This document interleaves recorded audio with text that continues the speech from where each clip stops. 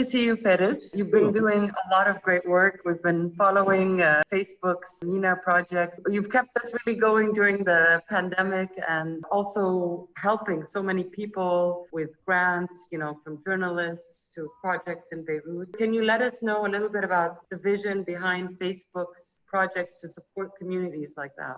2020 has been a rough year on everybody, unexpected in many ways. And we found ourselves in the center of this. Many people gravitated to the platform with social distancing and quarantining, etc., with close to 2.5 billion people on the platform. It's the largest communication platform in the history of humanity. And that gave people the option to stay close. So we've seen a tremendous spike in usage, both in terms of people voice calls and video calls across platforms like Messenger and WhatsApp, all the way to people wanting to express themselves on going live on Facebook or Instagram, as well as staying in touch with friends and family since they couldn't travel. In many cases, they couldn't even leave the house. So with that, first of all, the burden that, we had to keep the integrity and the safety of the platform and just to keep it up and running. We usually have a spike here around New Year's, right around New Year's as it goes around the world. People are wishing each other Happy New Year all at the same time. And that puts a lot of pressure on the platform. We have seen that spike consistent throughout 2020. So it really has been a massive effort on our engineers. But then also we saw it as an opportunity for us to help with the increased usage and people being on the platform. We also noticed the misfortune that many small and medium-sized businesses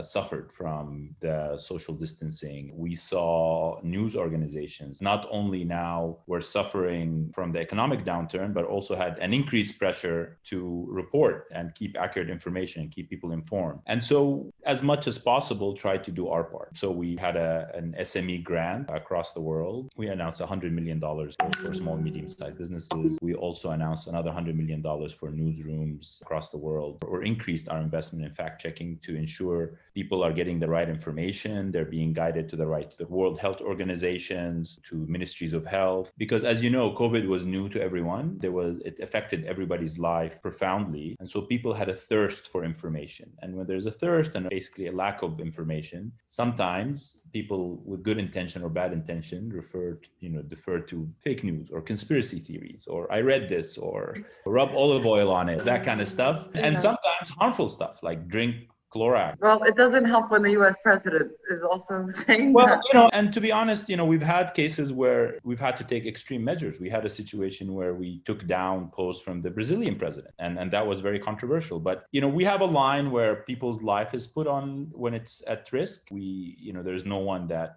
can surpass that, and we take action regardless of consequences to safeguard people on the platform. But you guys have done a great job. And how big is the Facebook MENA team? I mean, it seems like a huge project for this team to undertake, in terms of just keeping the communications going and then supporting communities and grants. It's not a huge team. I mean, Facebook MENA is about 100 people, but I think a lot of these efforts are global efforts. We rely on engineering teams across the world. Our data centers are maintained in, the most exotic places in the world to keep this going. And I think COVID being a global problem has brought us in a lot of ways closer together. Now that, I look after growth markets. So when the pandemic first started, I would have calls with APAC people in Hong Kong and Taiwan, and they were just going through this and being homebound, etc., which seemed such a weird concept for us. But then as the disease made its way through the world, I think there were a lot of lessons that we learned from the experience they went through. They were starting to open up and come out of it. Like Taiwan did a great job, for instance, locking down early on and then coming up with very proactive ways to recoup the economy. So there were a lot of, being a global platform allowed the opportunity for us to learn and convey these lessons from across the world. It's been taxing. I think the team has put in probably more hours than I have seen. I've been here. I mean, we're working from home, but it blurs the boundaries of office hours or work hours. So you're on all the time, and there's people on the platform all the time, and you have the responsibility to support them. But at least it's rewarding, and it's one of the few times, especially in the midst of COVID, many even of our loudest critics recognize the need and the opportunity that exists with such a far-reaching platform. To be able to do a deal or support the World Health Organization, spread their message, there's no other platform that could have allowed them to communicate with as many people in such an effective manner. Yeah, I think, after the last couple of years when Facebook was getting kind of negative publicity because of the US elections last time, I think this whole COVID situation proved how important it is and how much people want and need Facebook and Instagram to stay connected and to stay positive and stay upbeat and share funny jokes. I mean, I don't know how many jokes were passed on during the pandemic because of your platforms. I think it reinforced the positive side that maybe people had taken for granted, that if we lost this overnight, we'd really be in big trouble. It's hard for many people to imagine a world without Facebook or social media. And it's sometimes easy, I think, to focus on the negative. And we have the responsibility. It's not perfect. I don't think it will ever be perfect. We're on the edge of evolution of not just communication, but we're on the edge of evolution of human interaction. And in many ways, even when we roll out products, as much as possible, we try to predict what's going to happen and the way people are going to engage with them.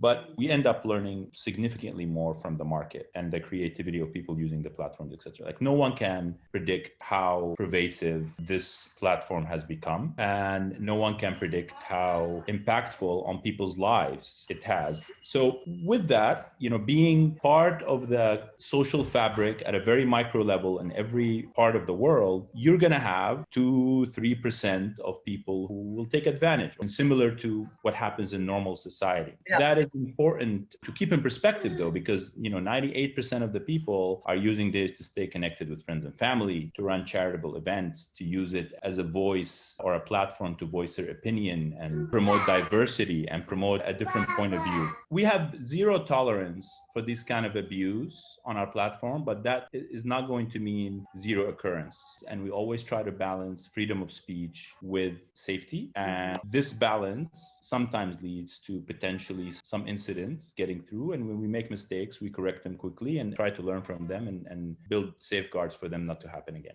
Just a side question. With the US elections coming up, has that have they figured out how to stop these bots from putting negative ads, or is that still something Facebook is working on? There's a lot of efforts around US elections. Obviously now we're a lot more conscious of the problem. We regularly take down these bot farms. We announce on a regular basis. We're quite public about when taking them down. We take punitive actions against parties who have done that. We have also embarked on an effort to provide transparency for all political ads. We have, for every election, not just in the US, but around the world, we create a portal for all ads where any political ad is uploaded or submitted onto the platform. It's uploaded into that portal. Anybody can go and view it, even if that ad was rejected, by the way. Sometimes we reject certain ads.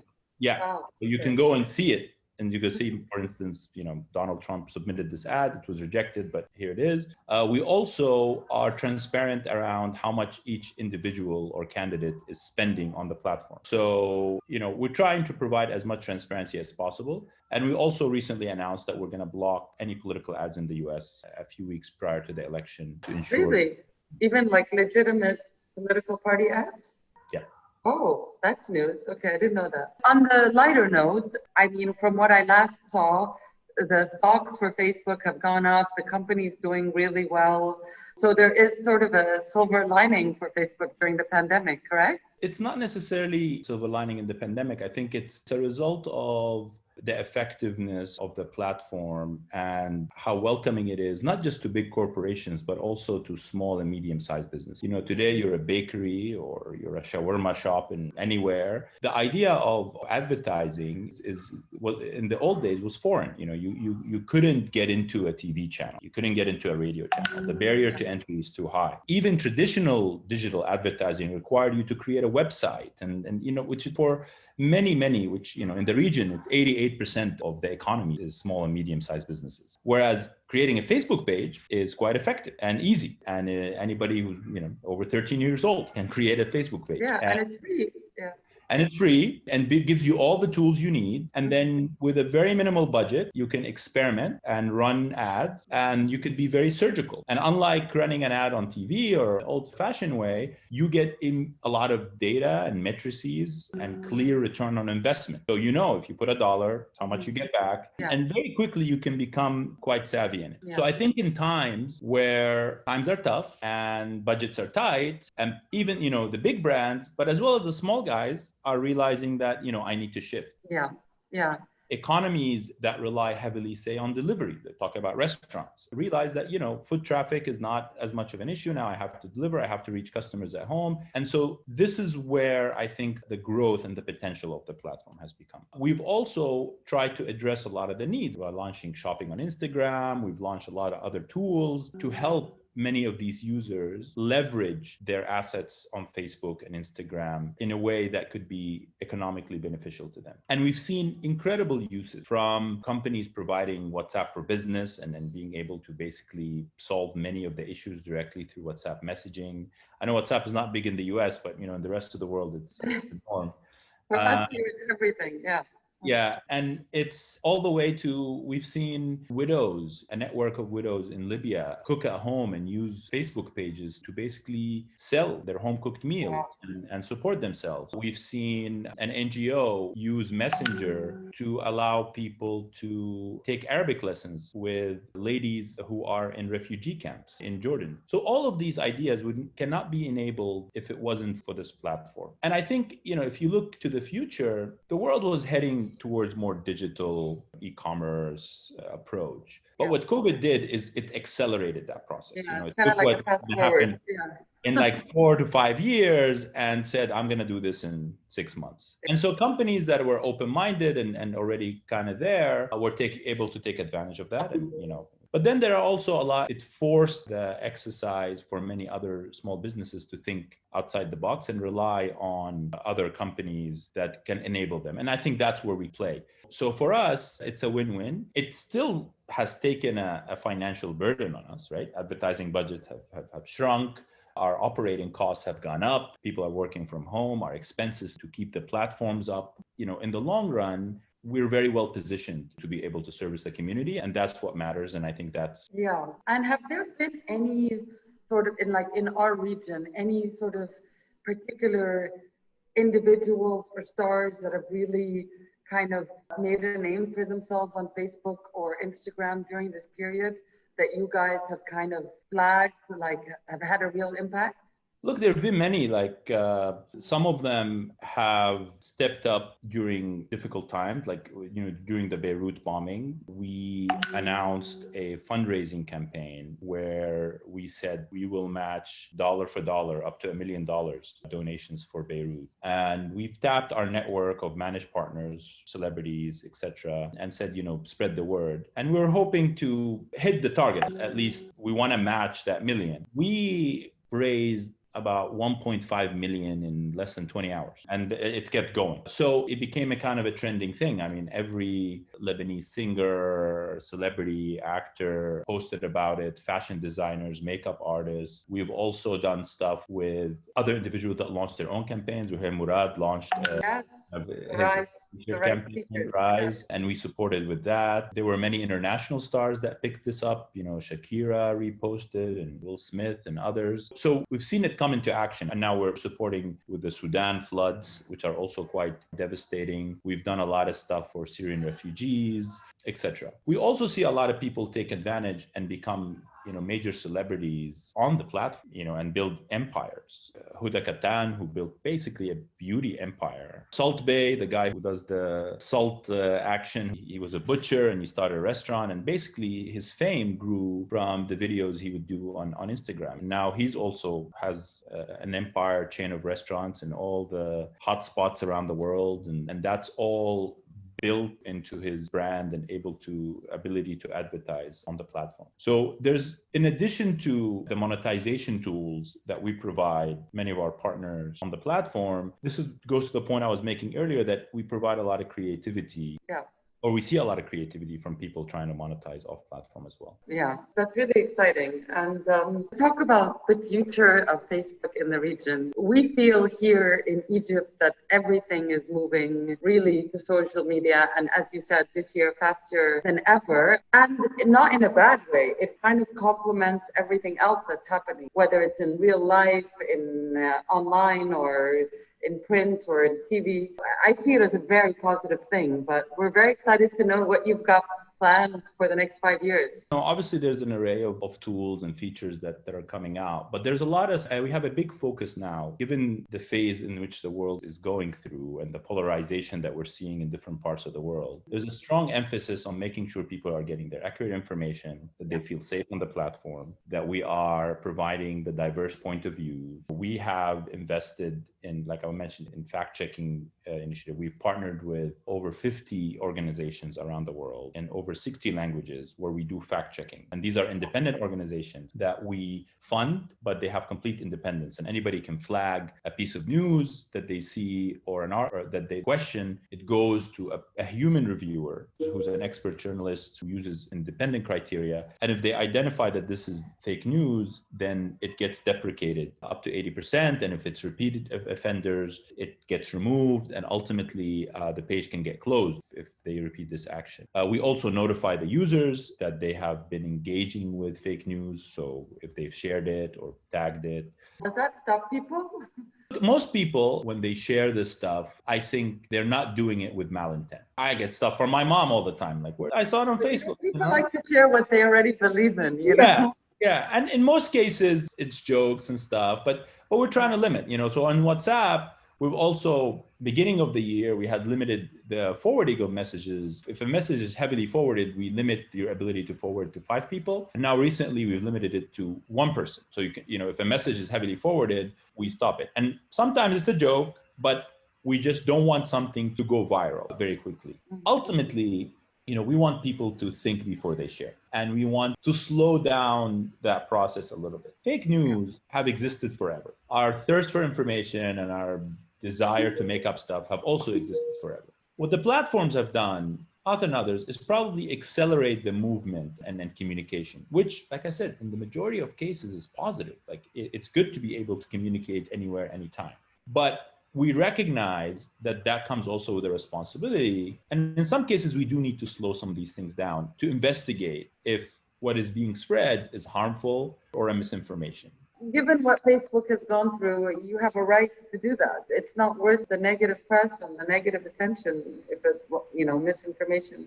It's really for the safety of the users. I mean, we recognize the criticism, responsibility for some of the things. And so now we are a lot more careful. For instance, live is viewed as a privilege. If you have strikes on your account, or you are prevented from going live, because we've had people who do all sorts of negative things on live. Last year, we prevented 1,500 suicides on people who were going live, and the system recognized certain pattern, and we contact law enforcement. So all of this is constant work in progress. And we take that stuff very, very seriously. So the future is really getting the platform right. I think we have the scale. Definitely there is a potential. But at least the area I'm working on mostly, and that I deal mostly with news organizations, etc., we want to make sure that we are playing a productive, constructive role in society, in combating fake news, spreading positive, collaborative interactions, supporting elections in a positive way. And for the big things that matter in our society, we're playing a positive role. Well, that's really great to hear. Let's talk about you personally. How has 2020 affected you? Yeah, it's been a crazy time. I mean, I look after a very broad region. So historically, I would spend a couple of days a month at home, and I'm in Dubai. Now I'm at home most of the time. I barely leave. It also allows you to reprioritize. I have young kids, and now they recognize me when I'm home. And I think it's also all of us learning to in this fashion. I think some of these changes are with us to stay. Some will get adjusted, but I think a lot of them are with us to stay. Allowed us to think a little bit more. I mean, this has slowed this down and removed a lot of the noise. I think it's been a moment of reflection in terms of like priorities, what matter, the fragility of all of our lives and construct, and how we kind of need to take advantage of every moment and with the people that matter. So based on that reflection, what has been the biggest lesson you've learned this year, or the thing that you took for granted that now you really, truly appreciate? I think human interaction, it's such a weird thing to miss walking in a crowded street and across the region. I mean, we were notorious for being very social culture, from the coffee shops to the markets. Every time I visited Egypt, it's hard to be alone. Even if you live in Egypt. Exactly. Yeah, it's hard to be alone. And now it's like you yearn for that crowd and being able to interact with people. We're also quite physical in the way we interact. And so this is, we take it for granted, but when taken away, I think people are going to be a lot more appreciative. No, we definitely miss it. But speaking of Egypt, are you going to be coming to visit soon? Does Facebook have any plans for Egypt that we should know about? Obviously, Egypt is an incredibly interesting market for us and very strategic, and we constantly have all sorts of programs. Earlier this year, we announced a grant for news partner, the Kamal Adham Center at AUC, where we basically want to support journalists and newsrooms in Egypt because we recognize that they're going through a hard time, and we also recognize how important the work that they do is in the current climate. We're supporting cultural events. We support the Guna Film Festival, working with the Cairo Film Festival. We're keen to support, art and all sorts of ideas. I think Egypt is a cultural hub for the region, has been for a long time, entertainment hub, and with the sheer population, trendsetter in many ways. So we recognize how pivotal they are for our platform and for us to be quite active in that market. And we enjoy a very healthy user base, both on Facebook and Instagram. I mean, I love Egypt. They consume it all, and it's great. That's great. That's great. Anything else you would like to add before we say goodbye? I just want to end with a positive note. I mean, I think it's tough times, but I think there is a lot of important lessons that have come out of this. And this too shall pass to all of us. And I hope that when we come out on the other side, we are a much better society and a much more thoughtful community, and just, take care of each other a little bit more. Yes.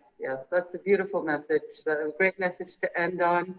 Thank you so much, Fares, and send my regards to your family, your young kids. I wish we could have seen them. I know. Next time I'll put them on camera. Thank you so much. Take care. Bye-bye. Thank you. Bye.